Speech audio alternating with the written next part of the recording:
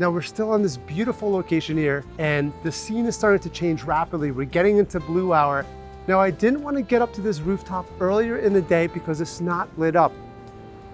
When we get into the blue hour, all of their churches, all the really important buildings get lit up in such a beautiful way. We have this little window where the luminosity matches perfectly. So let's see what we can work with here. I'm gonna open up my camera here, and this is my 1X view. So this is already working quite well. We have such beauty right in front of me, but how can we make the most of it? As that light's gonna get darker and darker, it's gonna get bluer and bluer. And that's important to me because the lights that are used to artificially light this church are very, very warm. They're incandescent lights. And we really want them to stand out. And the way they're gonna stand out is in direct contrast to that blue sky. Now with this 1X, this works quite well here, but I love these lights that are in these windows here as well. The problem is if I want to include all these lights, as you're seeing, I'm losing the top of these buildings here. I'm compromising in a way that I don't want to. So here's what I want to do. I want to get the slightly wider angle than I have now. So I'm going to tap on my 0.5, and now I have a much larger field of view. I can see this entire church, but here's the problem. I can also see this roof.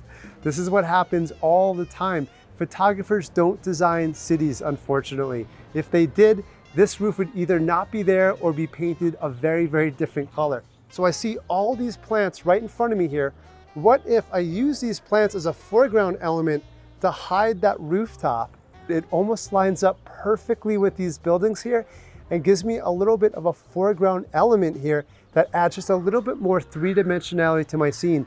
Anytime you get a chance to include another element in the foreground, you have a foreground, a middle ground, and a background, the more layers you add, the more depth and dimension you're gonna have in your final photo. So having said that, I'm gonna grab this image here and make sure that I'm not blocking the windows, at least that top window here, and just right about there. So while I wait for the scene to develop, let's see what else I can get.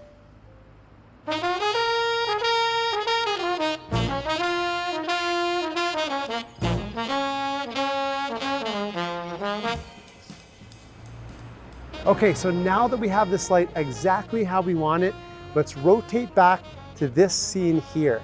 The first thing I'm gonna do is capture the entire scene, and here's why.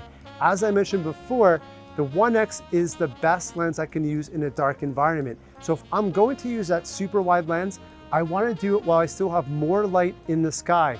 So here, I'm gonna switch back over to my 0.5, and I'm gonna try and frame up just like that. I think that works so well for this shot. We're in the perfect light right now. We're losing it really quickly though, so we can really just get a few more shots here before the sky gets too dark and basically just turns to black. So this is where the iPhone really kicks in and works to our advantage, is that it works so perfectly in low light scenarios, especially the newer phones that have the night mode feature. While we still have this beautiful light, I'm gonna keep on working the scene here, and look at this shot right here. This is just so cool. I wanna make sure that the bottom left-hand corner kind of goes right to the edge here. I don't wanna cut off any part of this church. And I'm gonna grab this photo here. Now you're gonna notice if I switch to 0.5, it's starting to get just a little bit dark for this scene, but I am going to take the shot because I still think it's so, so beautiful. Now one thing I can do is swipe from the right-hand side where it says photo. Now this white icon on the right-hand side, I'm gonna draw your attention to it. We're gonna click on that, and typically it's gonna say auto. What I wanna do is drag this over until this says max. Then I'm gonna click this photo. It's gonna take a second or two, and what it's doing is taking a multitude of images, it's stitching them to get rid of all the noise, giving me the cleanest image possible. Okay, so with this in play, I've already taken this image. I'm gonna switch back over to my 1X and see if I can just get a little bit cleaner of a composition with just these windows here and this beautiful dome. Just like that. As I'm firing these frames, I'm actually holding my breath because I'm trying to keep the phone as still as possible to let the iPhone do its job. So with that said, I'm gonna switch back over to vertical, and I love the way these windows sort of stack up and create a little bit of like a C or a little bit of a curve that leads directly into the dome, which is clearly the focus of my subject here. Right about there, hold my breath.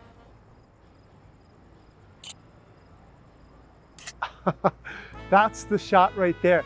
Now, while I have just one more image I can take, switch back over my 2.5, and now I have the beauty of this scene. This really is, I think, my favorite shot of all of them, because it's just a clean, simple, elegant composition and really puts a primary focus on exactly what's happening with the artificial light of this dome. Such careful attention was taken by the architect and the engineer to light this up in such a beautiful way, and having a blue hour like we have here just works to really accent the beautiful light. And filling the frame with the most interesting part of the scene is always a good choice when you have the opportunity. So shooting this in the last moment of light at 2.5 is gonna give me such a beautiful image for such a beautiful location, and honestly, for such a beautiful day. What a great way and what a great location to end a day like today. Leaving all that chaos, all that noise, all those people to get a shot that is just my own and be just by myself while I do it. That's just precious. That's Mexico. This video was a free preview of my Capture It All online course. In this course, you'll discover how to use your iPhone to literally capture everything that's happening around you. We'll talk about composition, storytelling, timing, photographing people, recording videos, time lapses, flying a drone, and so much more. If you'd like to use your iPhone to its fullest potential, please take a look at the full version of Capture It All. You'll find the link in the description right next to this video. So click on that link right now and I'll see you inside the full version of the course.